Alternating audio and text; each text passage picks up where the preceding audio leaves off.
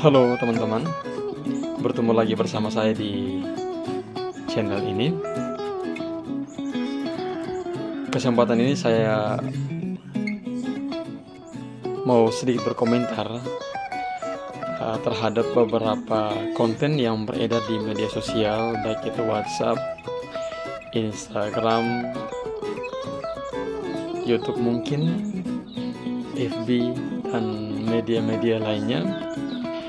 Kontennya itu kurang lebih dia menjelaskan bahwa bagaimana mau menabung untuk masa sulit, bagaimana mau menabung untuk situasi darurat, sementara tiap hari sulit terus, sementara tiap hari darurat terus.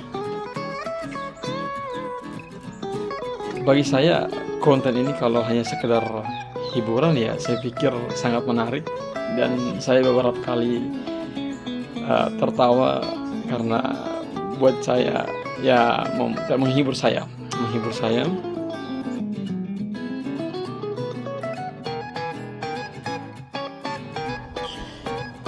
Menghibur saya.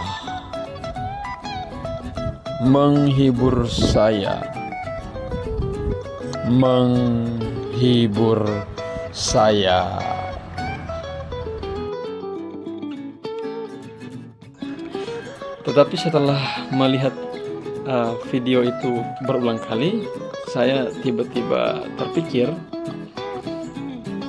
bagaimana kalau seandainya video itu dicerna begitu saja oleh siapapun dia yang melihat itu,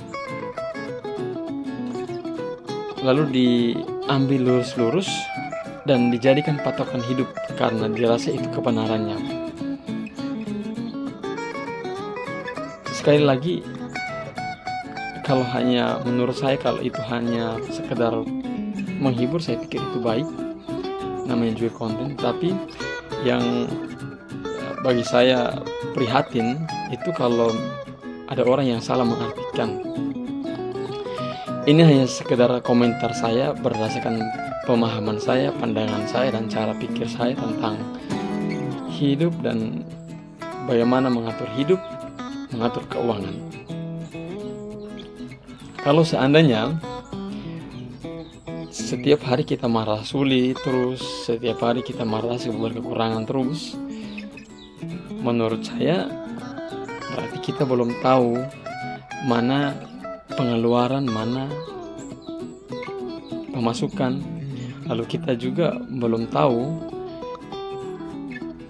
yang seperti apa kebutuhan utama itu, yang seperti apa keinginan. Kita belum bisa membedakan ini.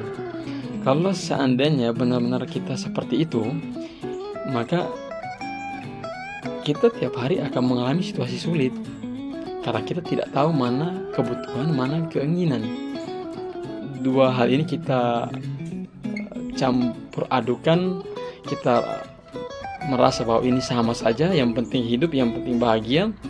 Ada istilah kita, ya saya orang Timur, ya ada istilah yang biasa sering sekali saya dengar, bahwa ya dapat uang makan memang, karena mati tidak bawa. Ini saya pikir kita perlu untuk mempertimbangkan, karena misalnya kalau kita seperti ini terus, kemungkinan besar situasi pikiran kita yang seperti ini membawa kita kepada bencana terjebak di banyak pinjaman. Saya tidak bilang pinjaman tidak baik, pinjaman itu baik. Saya melihat banyak orang yang berkembang dengan pinjaman, karena ada orang juga yang bilang ada orang yang bekerja begitu keras karena dia punya pinjaman. Kalau kita tidak ada pinjaman, kita kerja asal-asal karena tidak ada pemicu. Ya itu masing-masing pandangan. Jadi saya tidak bisa bilang harus begini, harus seperti ini. Tetapi sekali lagi, yang dasar menurut saya itu dari pandangan saya, kita harus tahu dulu mana kebutuhan, mana keinginan, mana yang harus kita dahulukan, mana yang harus kita kesampingkan, atau yang bisa kita tunda. Karena kalau ini kita tidak tahu, berarti ya sekali lagi kita akan terus terjebak di banyak pinjaman. Ditambah lagi dengan kita tidak memiliki kecakapan bagaimana mengatur uang yang baik. Lalu juga kita tidak punya perencanaan tentang hidup dan perencanaan tentang keuangan. Ini persoalan.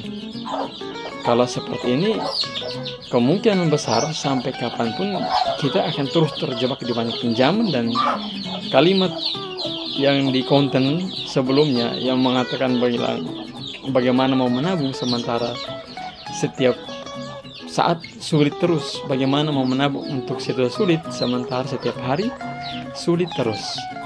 Ini soal, sekali lagi ini pandangan saya tidak bisa bilang oh harus ikut seperti ini, harus ikut, tidak. Kita punya pandangan berbeda-beda,